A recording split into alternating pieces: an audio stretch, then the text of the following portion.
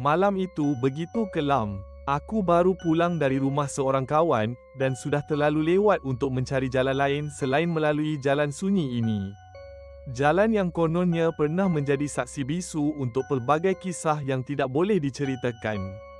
Namun, fikiran letihku tidak peduli. Aku hanya ingin cepat sampai di rumah. Di hadapanku, berdiri teguh sebuah pokok beringin besar yang seakan-akan merentangi jalan. Dahan-dahannya melintang bagai tangan yang menanti sesuatu. Aku pernah mendengar pelbagai kisah seram tentang pokok ini. Ada yang mengatakan ia dihuni oleh roh-roh yang tidak tenteram.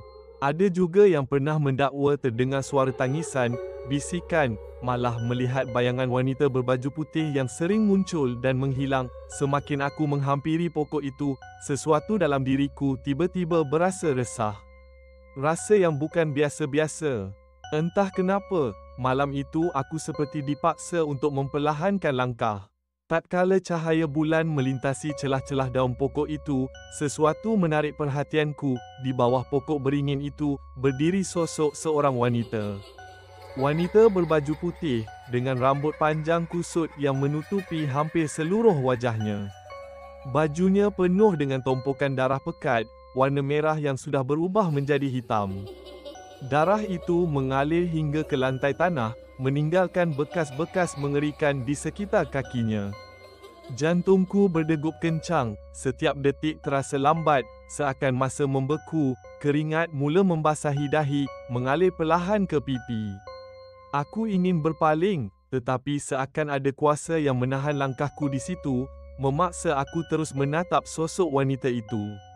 Nafasku pendek, terpaksa aku menutup mata, berharap ini semua hanya ayalan yang akan hilang bila aku membukanya kembali. Ini semua hanya mimpi, ini semua hanya mimpi, bisik hatiku, mengulangnya bagai mantra. Namun, semakin lama aku memejamkan mata, semakin jelas bunyi desiran angin di sekelilingku. Dingin yang menusuk kulitku, seperti ada sesuatu yang menyentuh leherku. Sentuhan yang aneh, yang seolah-olah hidup, tetapi tidak berbentuk.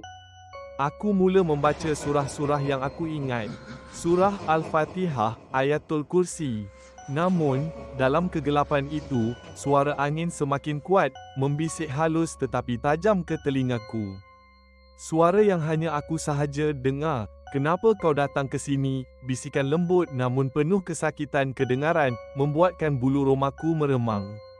Suara itu tidak sekadar bunyi, tetapi seperti menjala dalam telingaku, memaksa aku mendengar setiap nada kepedihan dan kejahatan yang terkandung di dalamnya.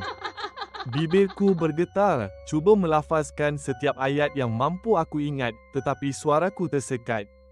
Nafasku semakin laju, dan mataku, meskipun aku enggan, terbuka sedikit. Wanita itu sudah lebih dekat. Kali ini, wajahnya jelas. Matanya kosong, berongga hitam pekat tanpa kelopak, hanya kegelapan yang memandangku. Bibirnya merekah, mengeluarkan senyuman yang lebih mirip pada rintihan. Dalam kengerian itu, aku menyedari tangannya mula terangkat, perlahan-lahan menuju ke arah wajahku. Jari jemarinya panjang dan kurus, kuku-kuku tajam menonjol keluar, dan seolah-olah memiliki darah yang mengalir di hujungnya. Ia menghampiriku, dan aku tidak mampu bergerak. Tangannya semakin dekat, hampir menyentuh kulit pipiku yang kini terasa lebih dingin dari malam itu sendiri. Dalam detik yang tak tertahan lagi, aku menjerit di dalam hati, memejamkan mata sekuat mungkin sambil membaca ayat-ayat suci dengan lebih lantang. Setiap ayat seolah-olah memberi kekuatan, menghalau kegelapan yang mula melingkupi diriku. Aku membaca dan terus membaca, berharap suara itu hilang, berharap malam ini segera berakhir. Namun, ketika aku membuka mata, bayangan wanita itu masih ada, tetapi kini semakin jauh, kembali ke tempat asalnya di bawah pokok beringin.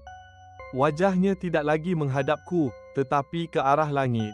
Mulutnya terbuka, seolah-olah menjerit ke langit malam, dan perlahan-lahan, bayangannya hilang bersama kabus. Aku melangkah mundur, mengumpul seluruh kekuatanku untuk menjauh dari tempat itu. Setiap langkah terasa berat, tetapi perlahan-lahan aku semakin jauh dari pokok beringin itu. Namun, malam itu meninggalkan kesan dalam diriku. Sejak dari kejadian itu, aku sentiasa merasakan seolah-olah ada mata yang memerhatikanku, menanti aku untuk kembali, mungkin menuntut jawapan pada malam yang tidak pernah tenteram. Malam itu, selepas pertemuan mengerikan dengan wanita di bawah pokok beringin, aku cuba melupakan kejadian tersebut. Namun, kenangan itu seakan berakar dalam minda, menghantui setiap detik ketika aku sendirian. Mimpi buruk mula menyerangku hampir setiap malam, dan setiap kali aku tertidur, wajah wanita itu muncul, penuh darah, matanya yang kosong, dan senyuman seram yang tidak pernah pudar. Beberapa hari kemudian, ketika aku sedang berjalan pulang lewat malam, aku merasakan ada sesuatu yang pelik. Jalan sunyi itu sepi seperti biasa, tetapi suasana terasa lebih gelap, seakan-akan bayang malam menjadi lebih pekat.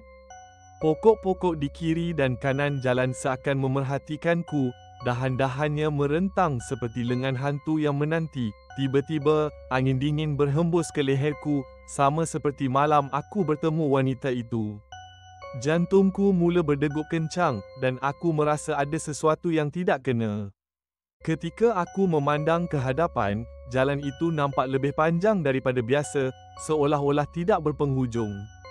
Cahaya bulan malam yang redup seakan-akan menyorok di balik awan, dan suasana semakin suram. Suara berdesir halus kedengaran di belakangku.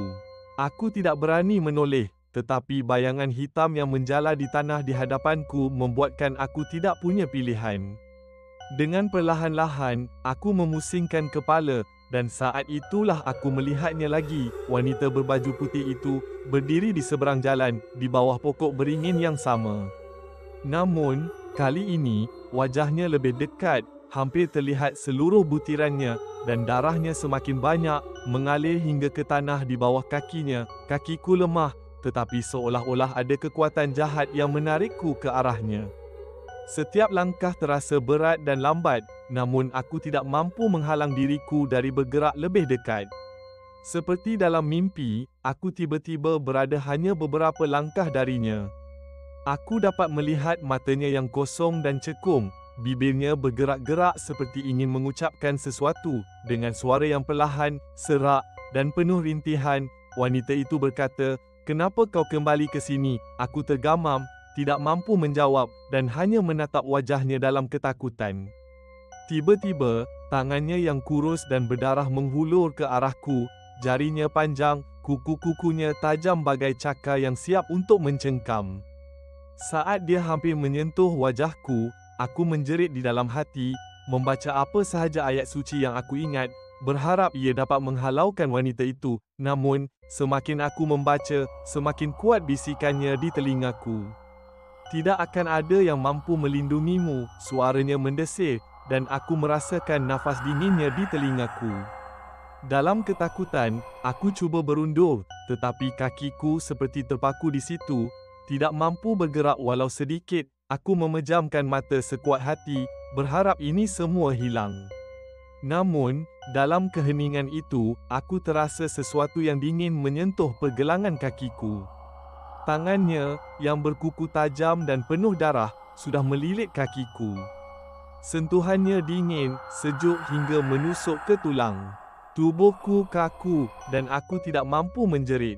Hanya suara hatiku yang menggelegak dengan ketakutan, seolah-olah masa berhenti, dan aku terperangkap di dalam kengerian ini. Namun, dalam kebekuan itu, suara azan subuh kedengaran dari jauh, menggema di udara pagi yang dingin.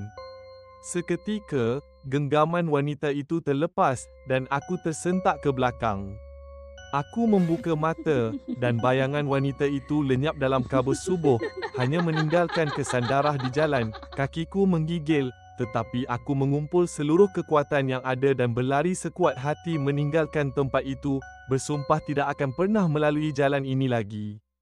Namun, malam itu tetap meninggalkan bekas di hatiku, mimpi ngeri yang tidak akan pernah hilang, selamanya menghantui setiap malam aku terpaksa melalui jalan sunyi, di mana wanita itu masih menunggu, di bawah pokok beringin, dengan wajahnya yang berlumuran darah, menanti mereka yang berani menghampiri.